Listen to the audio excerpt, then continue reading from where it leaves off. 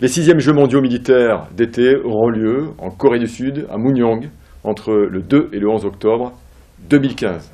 C'est une compétition internationale exceptionnelle organisée par le Conseil international du sport militaire. Elle est exceptionnelle pourquoi? D'une part parce qu'elle a lieu tous les 4 ans, et d'autre part parce qu'elle est mondiale. Tous les continents seront représentés.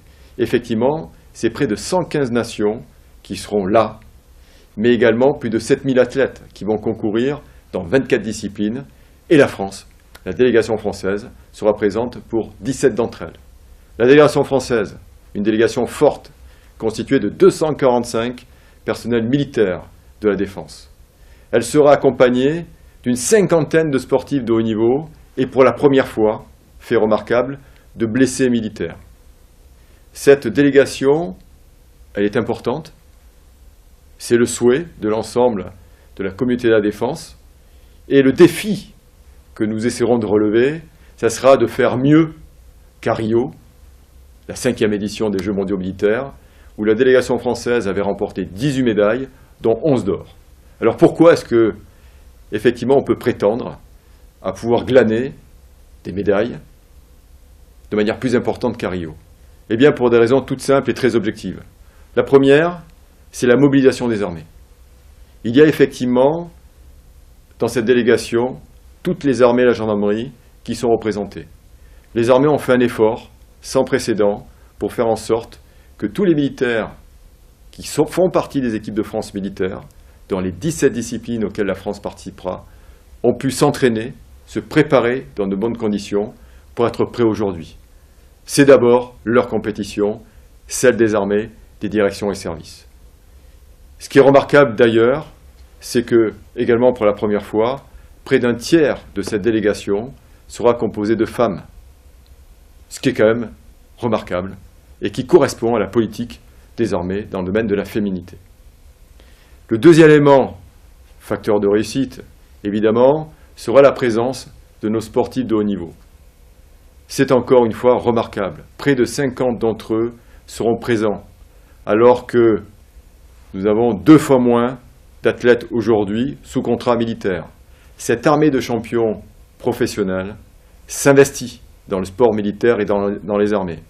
C'est le souhait des fédérations qui ont compris quelle était la plus-value du ministère de la Défense dans le soutien que pouvait lui apporter ce ministère dans le sport de haut niveau. Mais c'est également un projet de performance sportive qui est partagé dans le parcours pour qualifier certains athlètes pour les Jeux Olympiques. Par exemple, pour le taekwondo, eh bien, les Jeux mondiaux militaires font partie du processus d'acquisition du quota olympique. Donc les taekwondistes viendront gagner également leur quota olympique. Et puis, ces têtes d'affiche que nous allons amener avec nous et qui représentent le sport français, et qui sont fiers de représenter le sport militaire, comment ne pas citer le sergent Florent Manodou, champion olympique en titre à Londres, triple champion du monde de sa discipline. Comment ne pas citer la soldat Céline Gauberville, qui a été vice-champion olympique également à Londres de tir sur 25 mètres. Comment ne pas citer la sergent-chef Déborah Ferrand, parachutiste, vice-champion du monde dans les 3 disciplines reines du parachutisme. Comment ne pas citer la gendarme Gladys Epanguet, qui a été vainqueur au dernier Jeux méditerranéens à Bakou et qui est vice-champion du monde. Vous voyez, un panel de sportifs de haut niveau remarquables qui nous permettront d'atteindre des objectifs. Et puis, parmi ces compétiteurs, il y a nos blessés militaires. Nos blessés militaires, eh bien, c'est la reconnaissance du sport international sur l'importance de ces blessés et que le sport contribue à la reconstruction de nos blessés. Évidemment, ceci s'inscrit dans la démarche initiée par le ministère et les armées depuis quelques années dans le cadre de la préparation des Invictus Games, des Warrior Games.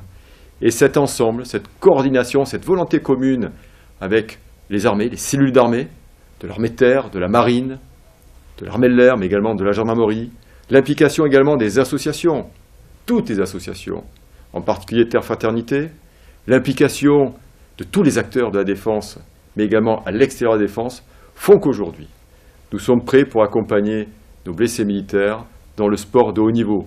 Nous y allons avec confiance. Par conséquent, c'est tout cet ensemble-là qui me rend optimiste sur la performance sportive et le fait que nous souhaitons et que nous ferons certainement mieux qu'à Rio. Et puis, nous avons surtout un atout majeur qui sont nos valeurs. Les valeurs qui conduisent chacun d'entre nous à se battre pour le maillot, à se battre pour les couleurs de la France et se battre pour les armées. Ces valeurs, nous les concernons tous. C'est l'esprit d'équipe, la cohésion, le courage, la résilience. Et par-dessus tout, c'est le goût de la victoire. C'est la rage de vaincre qui doit nous animer sur les terrains de sport, comme ils animent ceux et celles, nos camarades militaires, qui se trouvent aujourd'hui sur tous les théâtres d'opérations extérieures, mais également sur notre théâtre national. Alors, pour les 6e Jeux mondiaux militaires d'été en Corée, eh bien, une seule phrase, ensemble vers la victoire.